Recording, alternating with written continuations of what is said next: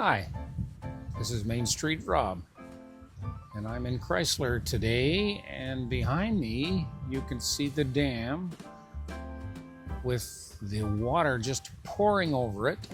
And this, of course, is January. It's also quite cold. But today I wanted to talk to you about the floods. And Crysler is a community that is known for its floods. But first of all, as we look down at the dam, this particular area here, the South Nation River watershed, actually is part of an even larger body that used to be here in glacial times, and that was called the Champlain Sea. And the water sat there and the sediment grew over the years, and then of course after geological times it disappeared, and we had the river and the land around.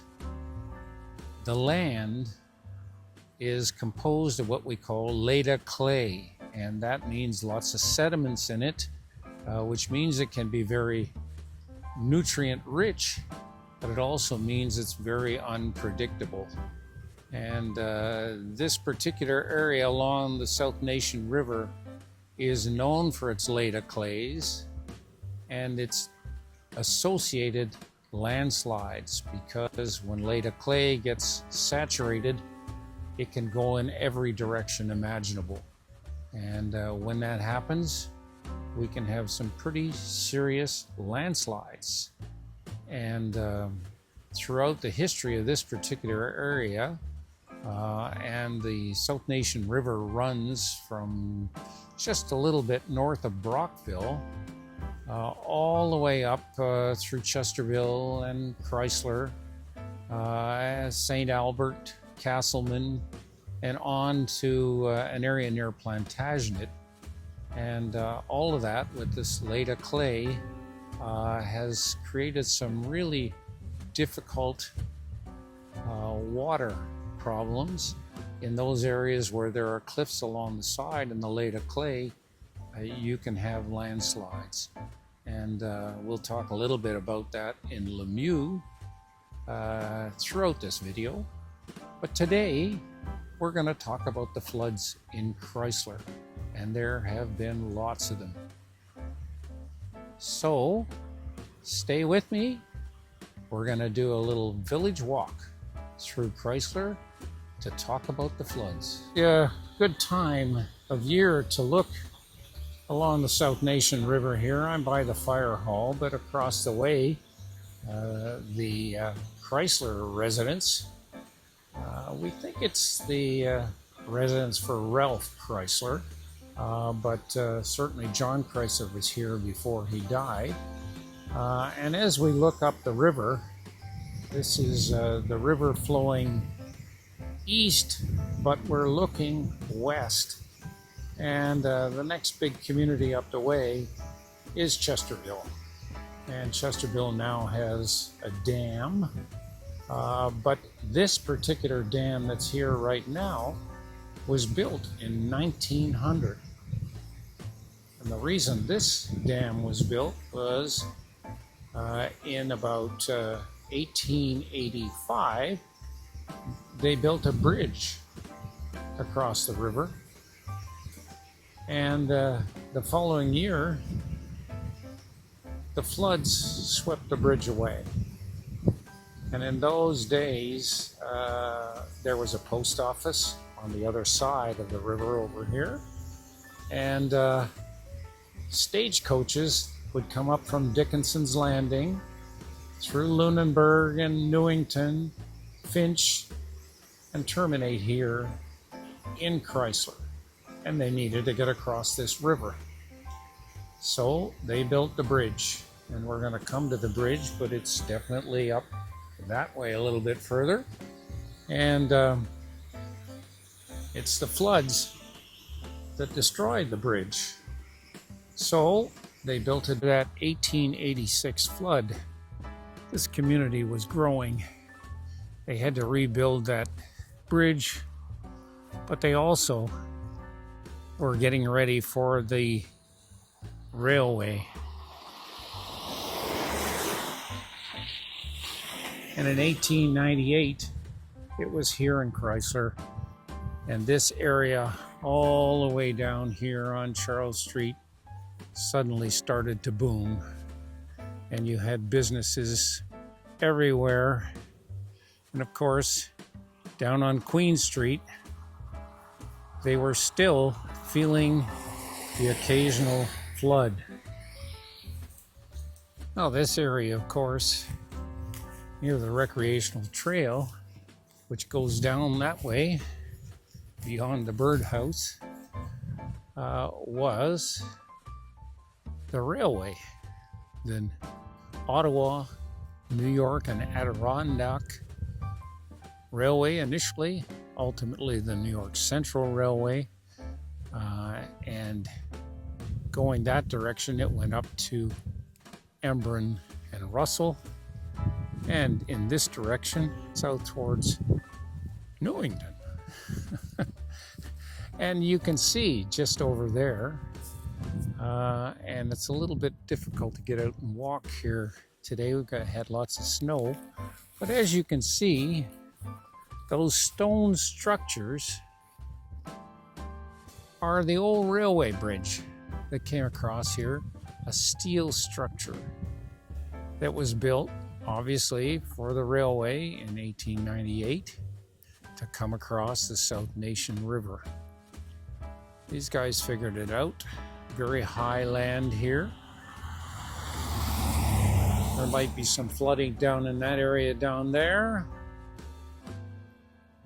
But of course, the main part of the community, at least south of Charles Street and behind that red house right there, was the lowland, the flood.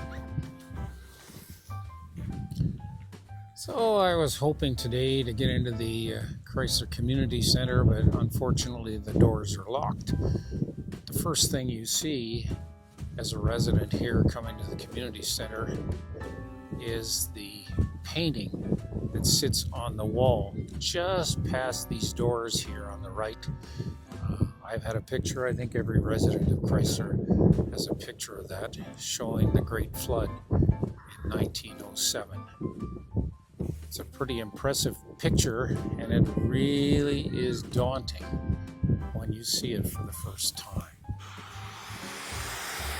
So after that horrific flood in 1907, it didn't take long for it to come back again in 1910. And every spring it seemed that there was always another flood. These places along here, and there were many other buildings along here, continued to get flooded. But it was in 1950 that they claimed it was the mother of all floods. But by 1982, it was eclipsed. So we've seen the general store many, many times, but I just want you to look here at the steps, because with the Great Flood, water was right up to those steps, and there's the bridge right there. But this whole area was under considerable water. You can see the hill back there, and the lower part here that flooded every time they had a flood. And that particular building, which is a lovely building, was owned by a fellow named Mr. Benoit, who actually was the first one to operate the general store. His grandfather, actually. And that was in 1904. And Mr. Benoit operated the Lucky Dollar store here at the general store now. And when the water came, his place was under considerable water. In fact, probably about 5 feet in his basement. He ran out, came across to the store, took out some hip waders, as many as he had, put them on, and handed them out to some of the other residents who lived just down here. This building right here next to me, Wakato's Pizza, was called the Commercial Hotel. They had water up to the banisters there, and they definitely hadn't anticipated it, but many of the people that lived along this main street, and there were more houses actually in those days, sought refuge there because when they opened up their front doors, they were surprised to see a gush of water coming through the door and making everything soaking wet. And they were happy to get Mr. Benoit's hip waders, but fortunately the fire chief came down with a whole pile of them and handed them out to the residents as they tried to start to mop up. But the reality was there was no mopping up. It was just filling this entire area, and the water was not coming from the dam. It was coming that way from St. Albert. Well, here we are on the extension to Charles Street. I wanted you to see the dam there in the distance and how much lower that is than where we are right now. You can see the sign here right ahead, Queen Street, as you go along the bridge. And let's just take a look back. You can see the church in the distance with a little hill going up. You can see the general store. You can see Mr. Benoit's house over here. All of that area was flooded.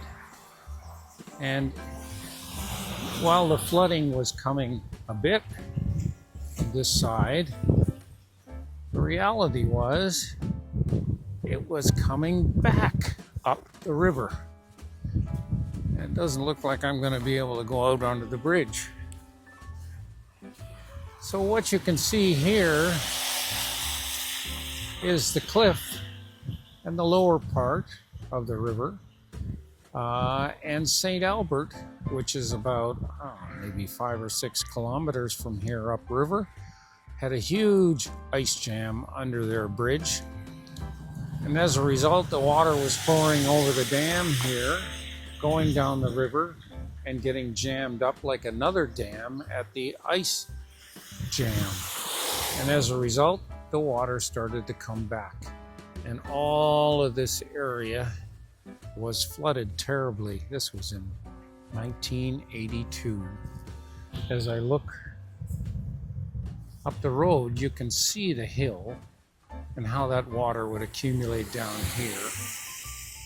This particular area in 1982, this garage that looked after automobiles, their equipment was totally ruined. There was a restaurant that was over in there that sustained considerable damage. And that flood, Des Ormeaux meets saturated 4 feet of water in their basement. Obviously, they had to do a major cleanup job before they could be in business again. And of course, if I come back here, this was the Commercial Hotel. And in 1982, they were taking people in who had lost their residence to the floods. And even then, you can see the water would be right up to the railings. The general store, of course, was there. We have a lovely picture of 2 children looking out at the flood as it's going on. And later, when the flood rescinded, 2 gentlemen who were removing some of the big ice floe. But it became a huge media event here. And we didn't have in those days TV. We at the newspaper, and people gave amazing accounts of the damage. But if you think about it, in 1907, they had a horrific flood.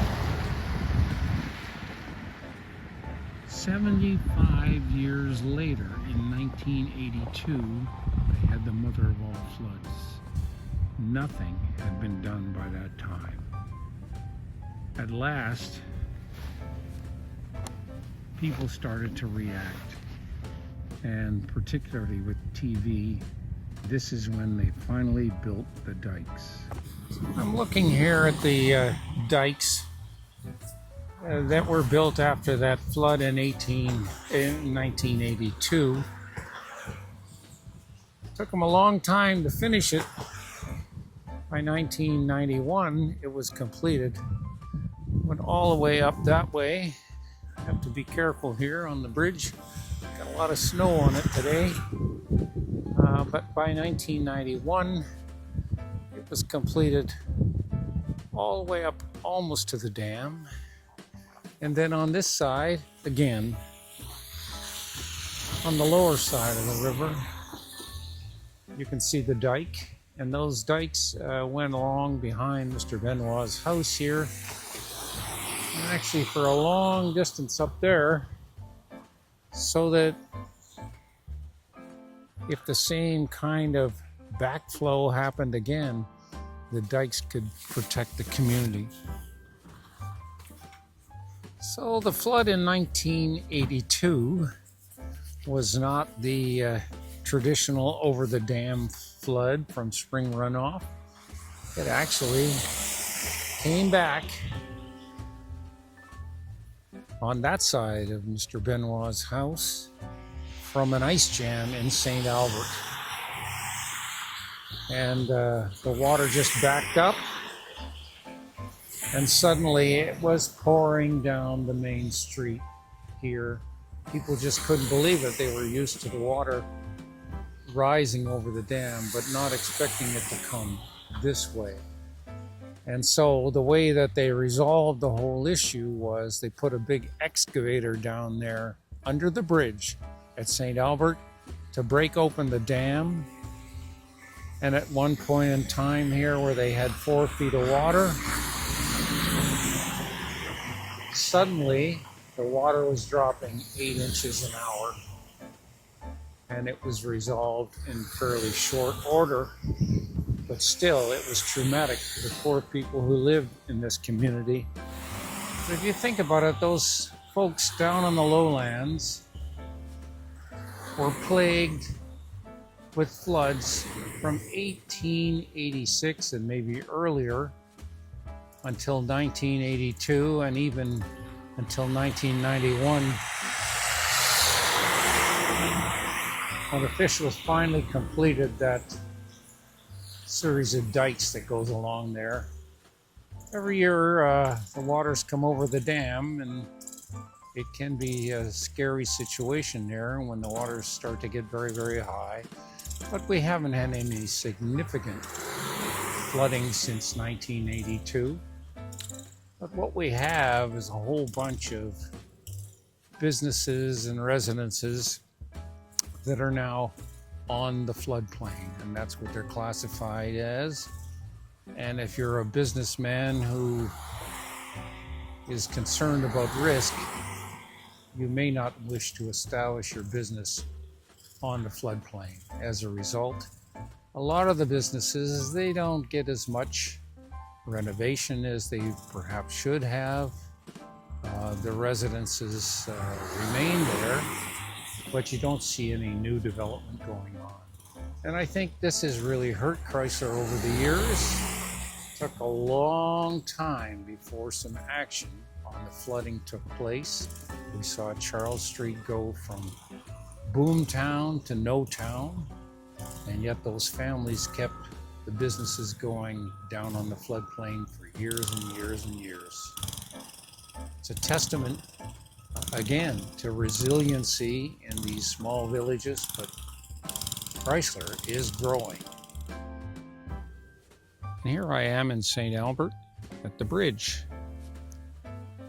It's the site in 1982 where the ice jam occurred and backed up all the way to Crysler. Anyway, wanted to say a couple of things here on closing. First of all, I wanted to make a special thanks to the Chesterville Record for the excellent article that they had on the flood in 1982.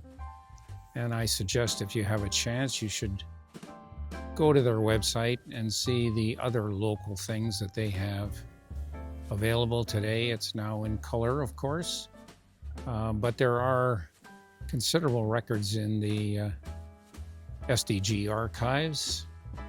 Also, I wanted to say thanks to the South Nation Conservation Authority for some very interesting revelations on Leda clay, and in particular the landslides that can occur, such as the one in Lemieux. And I'm going to post on the description a few of the other links that you may want to pursue, and in that sense I hope you'll follow up, because there's lots of interesting reading there, not only about the floods but on the river itself. Why don't you subscribe? You'll always be aware of what's going on MainstreetRob Village Walks, MainstreetRob Village Life. Thanks for being with me. See you again soon.